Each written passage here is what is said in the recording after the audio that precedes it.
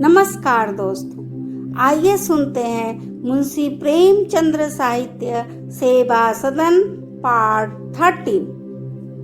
दूसरे दिन पदम सिंह सदन को साथ लेकर किसी स्कूल में दाखिला कराने चले, किंतु जहाँ गए साफ जवाब मिला, स्थान नहीं है। शहर में 12 पाठशालाएं थी, लेकिन सदन के लिए कहीं स्थान न था।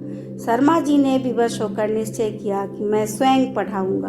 प्रातःकाल तो मोकिलों के मारे अवकाश नहीं मिलता, कचहरी से आकर पढ़ाते, किंतु एक ही सप्ताह में हिम्मत हार बैठे। कहाँ कचहरी से आकर पत्र पढ़ते थे, कभी हारमोनियम बजाते, कहाँ अब एक बूढ़े तोते को रटाना पड़ता था। वह बारंबार झुंझलाते।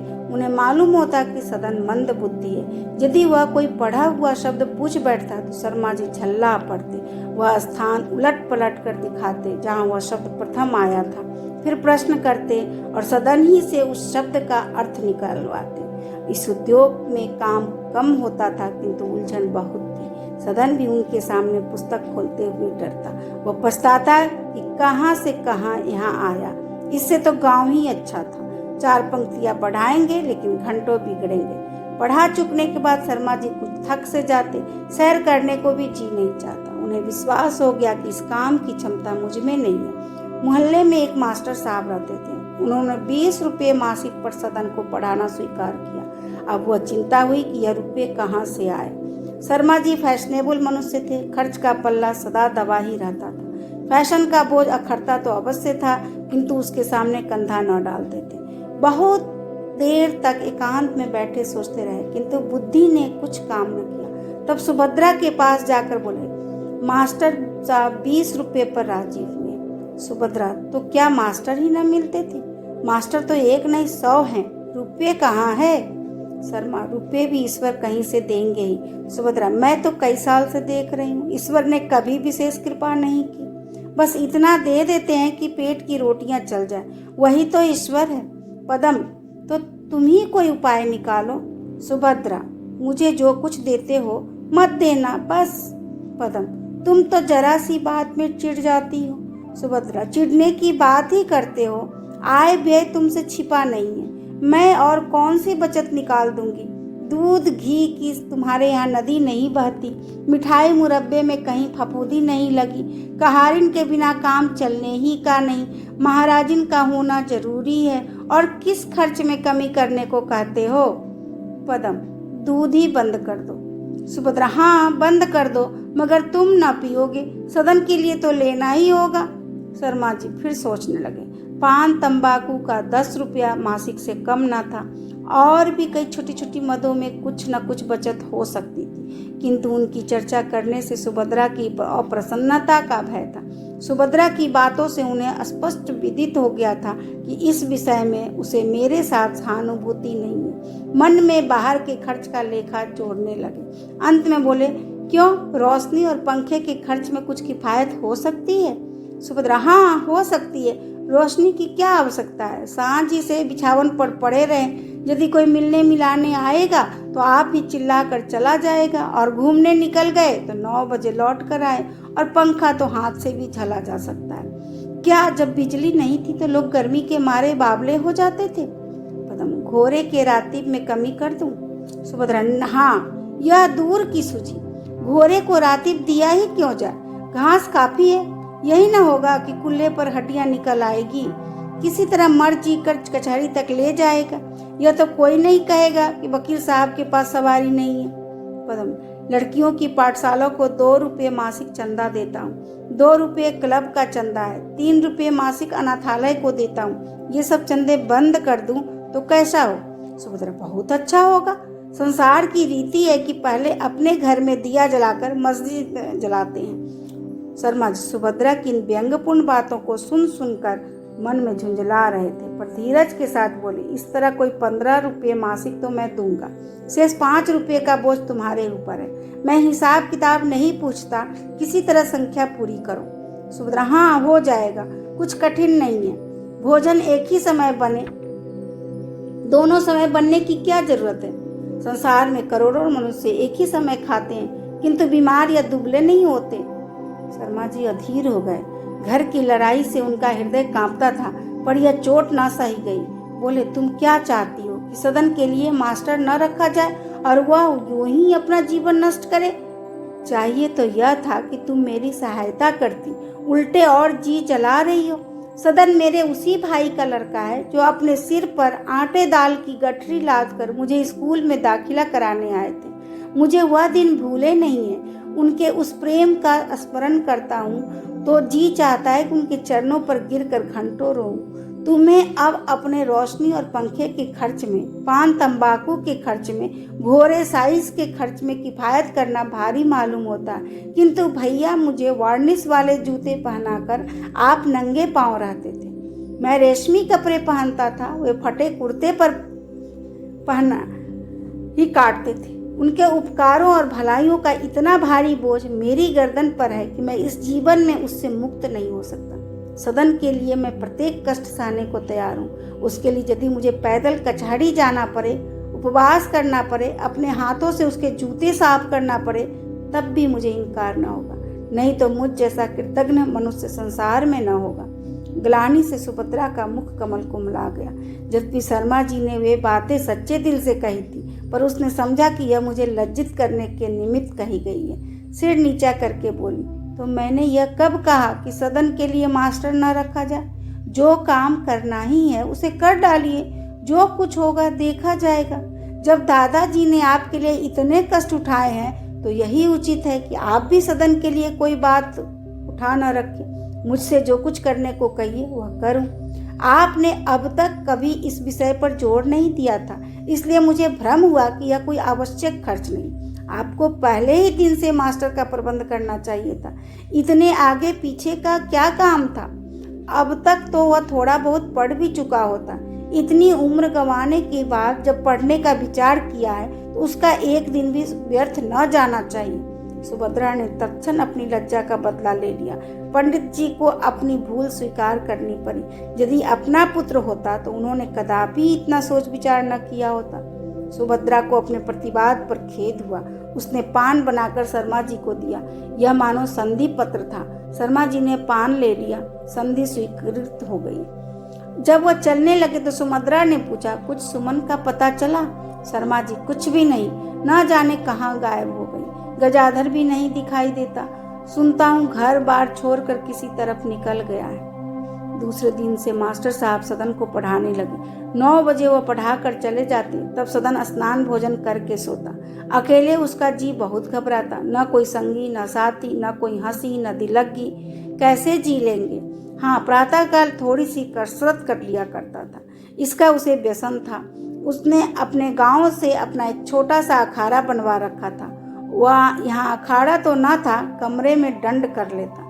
शाम को शर्मा जी इसके लिए फिटन तैयार करा देते। जब सदन अपना सूट पहनकर गर्व के साथ फिटन पर सैर करने निकलता, शर्मा जी पैदल घुमा करते थे। वह पार्क या छावनी की ओर जाते, किंतु सदन उस तरफ न जाता। वायु सेवन में जो एक प्रकार का दार्शनिक आनंद होता है, उसका उसे ज्ञान।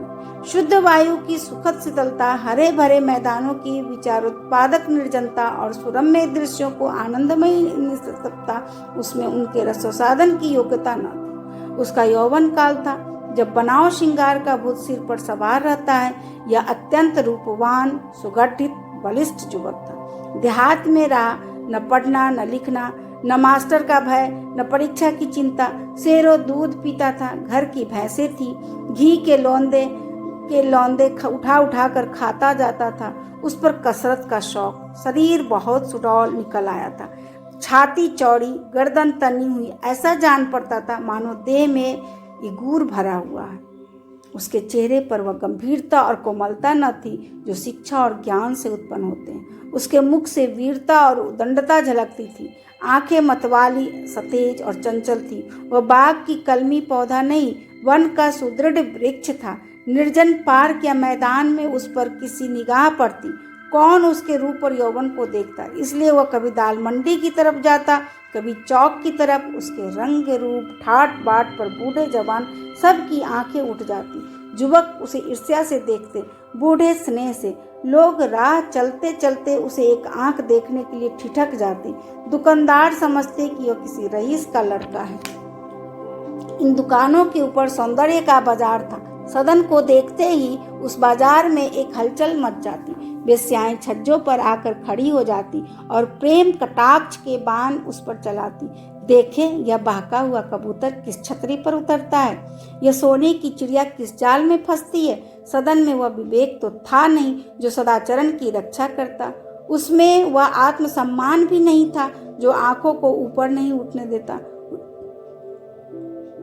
उसकी फिटन बाजार में बहुत धीरे धीरे चलती। सदन की आंखें उन्हीं रमणियों की ओर लगी रहती। यौवन के पूर्व काल में हम अपनी कुवासनाओं के प्रदर्शन पर गर्व करते हैं, उत्तर काल में अपने सद्गुणों के प्रदर्शन पर। सदन अपने को रसिया दिखाना चाहता था, प्रेम से अधिक बदनामी की आकांक्षा थी। इस समय यदि उसका कोई अभिन्न मित्र होता तो सदन उससे अपने कल्पित दुष्प्रेम का विस्तृत कथाएं वर्णन करता।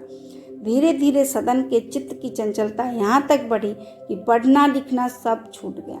मास्टर आते और पढ़ा कर चले जाते, लेकिन सदन को उनका आना बहुत बुरा मालूम होता। उसका मन हर घड़ी बाजार की ओर लगा रहता, वही दृश्य आंखों में फिरा करते, रमणियों के हाव भाव और मृदु मुस्कान के स्मरण में मगन रहता। इस भांति दिन काटने के बाद ज्यों ही शाम होती, वह बन ठन कर दाल मंडी की ओर निकल जाता। अंत में इस कुप्रवृत्ति का वही फल हुआ जो सदैव हुआ करता है। 3 ही 4 मास में उसका संकोच उड़ गया। फिटन पर 2 आदमी दूतों की तरह उसके सिर पर सवार रहते, इसलिए वह इस बाग के फूलों में हाथ लगाने का साहस न कर सकता था। वह सोचने लगा, किसी भांति इन दूतों से गला छुड़ाऊं। सोचते सोचते उसे एक उपाय सूझ गया। एक दिन उसने शर्मा जी से कहा, चाचा मुझे एक अच्छा सा घोड़ा ले दीजिए। फिटन पर अपाहिजों की तरह बैठे रहना कुछ अच्छा नहीं मालूम होता। घोड़े पर सवार होने से कसरत भी हो जाएगी और मुझे सवारी का भी अभ्यास हो जाएगा। जिस दिन से सुमन गई थी, शर्मा जी कुछ चिंतातुर रहा करते थे। मुवक्किल लोग कहते कि आजकल इन्हें न जाने क्या हो गया है, बात बात पर झुंझला जाते हैं। हमारी बात ही न सुनेंगे तो बहस क्या करेंगे। जब हमको मेहनताना देना है तो क्या यही एक वकील है? गली गली तो मारे मारे फिरते हैं। इससे शर्मा जी की आमदनी दिन प्रतिदिन कम होती जाती थी। यह प्रस्ताव सुनकर चिंतित स्वर से बोले, अगर इसी घोड़े पर जान खिंचा लो तो कैसा हो? 2-4 दिन में निकल जाएगा। सदन जी नहीं, बहुत दुर्बल है, सवारी में न ठहरेगा। कोई चाल भी तो नहीं, न कदम न सरपट, कचहरी से थका मादा आएगा तो क्या चलेगा? शर्मा, अच्छा तलाश करूंगा, कोई जानवर मिला तो ले लूंगा। शर्मा जी ने चाहा कि इस तरह बात टाल दूं।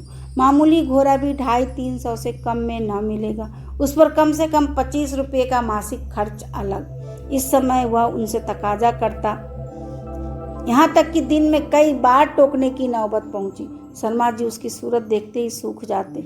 यदि उससे अपनी आर्थिक दशा साफ साफ कह देते तो सदन चुप हो जाता, लेकिन अपनी चिंताओं की राम कहानी सुनाकर वह उसे कष्ट में नहीं डालना चाहते थे। सदन ने अपने दोनों साइसों से कह रखा था कि कहीं घोड़ा बिकाऊ हो तो हमसे कहना। साइसों ने दलाली के लोभ से दत्तचित्त होकर तलाश की। घोड़ा मिल गया। डिग्बी नाम के साहब विलायत जा रहे थे, उनका घोड़ा बिकने वाला था। सदन खुद गया, घोड़े को देखा, उस पर सवार हुआ, चाल देखी, मोहित हो गया। शर्मा जी से आकर कहा, चलिए घोड़ा देख लीजिए, मुझे बहुत पसंद है। शर्मा जी को अब भागने का कोई रास्ता न रहा। जाकर घोड़े को देखा, डिग्बी साहब से मिले, दाम पूछे, उन्होंने 400 मांगे, इससे कौड़ी कम नहीं। अब इतने रुपए कहाँ से आए?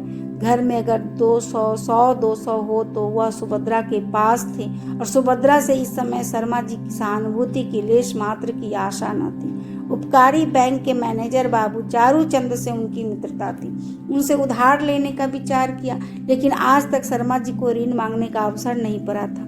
बार बार इरादा करते और फिर हिम्मत हार जाते, कहीं वह इनकार कर गए तब। इस पर इनकार का भीषण भय उन्हें सता रहा था।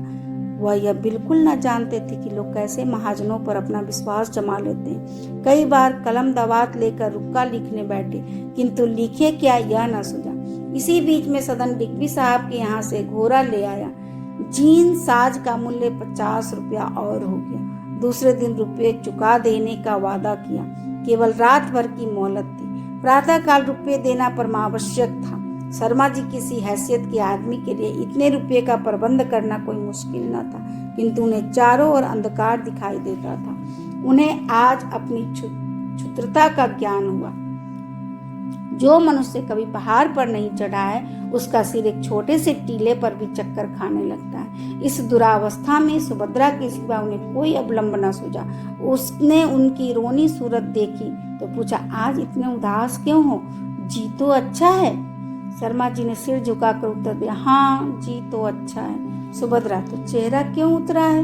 शर्मा, क्या बताऊं, कुछ कहा नहीं जाता। सदन के मारे हैरान हूँ। कई दिन से घोड़े की रट लगाए हुए था। आज डिगवी साहब के यहाँ से घोड़ा ले आया, 450 रुपये के मत्थे डाल दिया। सुभद्रा विस्मित होकर कहा, अच्छा यह सब हो गया और मुझे खबर ही नहीं। शर्मा, तुमसे कहते हुए डर मालूम होता था। सुभद्रा, डर की कौन बात थी? क्या मैं सदन की दुश्मन थी जो जल भुन जाती? उसके खेलने खाने के क्या और दिन आवेंगे? कौन बड़ा खर्च है? तुम्हें ईश्वर कुशल से रखे, ऐसे 400-500 रुपये कहाँ आवेंगे और कहाँ जाएंगे? लड़के का मन तो रह जाएगा। उसी भाई का बेटा है जिसने आपको पाल पोस कर आज इस योग्य बनाया। शर्मा जी इस व्यंग के लिए तैयार थे, इसलिए उन्होंने सदन की शिकायत करके यह बात छेड़ी थी, किंतु वास्तव में उन्हें सदन का यह व्यसन उतना दुखजनक नहीं मालूम होता था जितनी अपनी दारुण धनहीनता। सुभद्रा की सहानुभूति प्राप्त करने के लिए उसके हृदय में बैठना जरूरी था। बोले, चाहे जो कुछ हो, मुझे तो तुमसे कहते हुए डर लगता था। मन की बात कहता हूँ, लड़कों का खाना खेलना सबको अच्छा लगता है, पर घर में पूंजी होता। दिन भर से इसी फिक्र में पड़ा हूँ, कुछ बुद्धि काम नहीं करती। सवेरे डिगवी साहब का आदमी आएगा, उसे क्या उत्तर दूंगा? बीमार भी पड़ जाता तो एक बहाना मिल जाता। सुभद्रा, तो यह कौन मुश्किल बात है? सवेरे चादर ओढ़ कर लेटे रहिएगा, मैं कह दूंगी कि आज तबीयत अच्छी नहीं है। शर्मा जी हंसी को रोक न सके। इस व्यंग में कितनी निर्दयता, कितनी विरक्ति थी। बोले, अच्छा मान लिया कि आदमी कल लौट गया, लेकिन परसों तो डिगवी साहब जाने वाले ही हैं, कल कोई न कोई फिक्र करनी ही पड़ेगी। सुभद्रा, तो यही फिक्र आज क्यों नहीं कर डालते? शर्मा, भाई चिढ़ाओ मत, अगर मेरी बुद्धि काम करती तो तुम्हारे शरण क्यों आता? चुपचाप काम न कर डालता। जब कुछ नहीं बन पड़ा है तब तुम्हारे पास आया हूँ, बताओ क्या करूँ?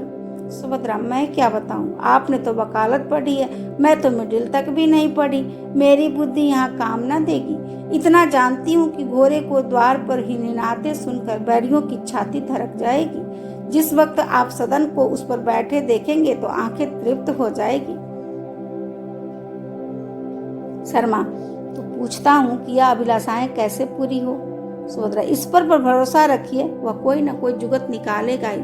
शर्मा, तुम तो ताने देने लगी। सुभद्रा, इसके सिवा मेरे पास और है ही क्या? अगर आप समझते हो कि मेरे पास रुपये होंगे तो यह आपकी भूल है। मुझे हेर फेर करना नहीं आता। संदूक की चाबी लीजिए, 100-125 रुपये पड़े होंगे, निकाल ले जाइए। बाकी के लिए कोई और फिक्र कीजिए। आपके कितने ही मित्र हैं, क्या 200-400 रुपये का प्रबंध नहीं कर देंगे? जबकि पदम सिंह यही उत्तर पाने की आशा रखते थे, पर इसे कानों से सुनकर वह अधीर हो उठे। गांठ जरा भी हल्की न पड़ी, चुपचाप आकाश की ओर ताकने लगे, जैसे कोई अथाह जल में बहा जाता हो। सुभद्रा संदूक की चाबी देने को तैयार थी, लेकिन संदूक में 100 की जगह पूरे 500 बटुए में रखे हुए थे। यह सुभद्रा की 2 साल की कमाई थी। इन रुपयों को देख देख कर सुभद्रा फूली न समाती थी। कभी सोचती, अब की घर चलूंगी तो भाभी के लिए अच्छा सा कंगन लेती चलूंगी और गांव की सब कन्याओं के लिए एक एक साड़ी। कभी सोचती, यहाँ कोई काम पड़ जाए और शर्मा जी रुपये के लिए परेशान हो तो मैं चट निकाल कर दे दूंगी, वह कैसे प्रसन्न होंगे, चकित हो जाएंगे। साधारणतः युवतियों के हृदय में ऐसे उदार भाव नहीं उठा करते। वह रुपये जमा करती है अपने गहनों के लिए, लेकिन सुभद्रा बड़े धनी घर की बेटी थी, गहनों से मन भरा हुआ था। उस रुपये का जरा भी लोभ न था। हाँ, एक ऐसे अनावश्यक कार्य के लिए उन्हें निकालने में कष्ट होता था। पर पंडित जी की रोनी सूरत देखकर उसे दया आ गई। बोली, आपने बैठे बिठाए यह चिंता अपने सिर ली। सीधी सी तो बात थी, कह देते भाई रुपये नहीं है, यहाँ तक किसी तरह काम चलाओ। इस तरह मन बढ़ाना कौन सी अच्छी बात है? आज घोड़े की जिद है, कल मोटर कार की धुन होगी, तब क्या कीजिएगा? माना कि दादाजी ने आपके साथ बड़े अच्छे सलूक किए हैं, लेकिन सब काम अपनी हैसियत देखकर ही किए जाते हैं। दादाजी यह सुनकर आपसे खुश ना होंगे। यह कहकर वह झमक कर उठी और संदूक में से रुपये की 5 पोटलियां निकाल लाई, उन्हें पति के सामने पटक दिया और कहा, यह लीजिए 500 रुपये हैं, जो चाहे कीजिए, रखे रहते हैं तो आप ही के काम आते हैं, पर ले जाइए, किसी भांति आपकी चिंता तो मिटे। अब संदूक में फूटी कौड़ी भी नहीं है। पंडित जी ने हकबका कर रुपयों की ओर कातर नेत्रों से देखा, पर उन पर टूटे नहीं। मन का बोझ हल्का अवश्य हुआ, चेहरे से चित्त की शांति झलकने लगी, किंतु वह उल्लास, वह विवलता उसकी सुभद्रा की आशा को दिखाई न दी। एक ही क्षण में वह शांति की झलक भी मिट गई। खेद और लज्जा का रंग प्रकट हुआ। इन रुपयों में हाथ लगाना उन्हें अति अनुचित प्रतीत हुआ। सोचने लगे, मालूम नहीं सुभद्रा ने किस नियत से यह रुपये बचाए थे, मालूम नहीं इनके लिए कौन कौन से कष्ट सहे थे। सुभद्रा ने पूछा, सेंत का धन पाकर प्रसन्न नहीं हुए? शर्मा जी ने अनुग्रहपूर्ण दृष्टि से देखकर कहा, क्या प्रसन्न हो, तुमने नाहक यह रुपये निकाले।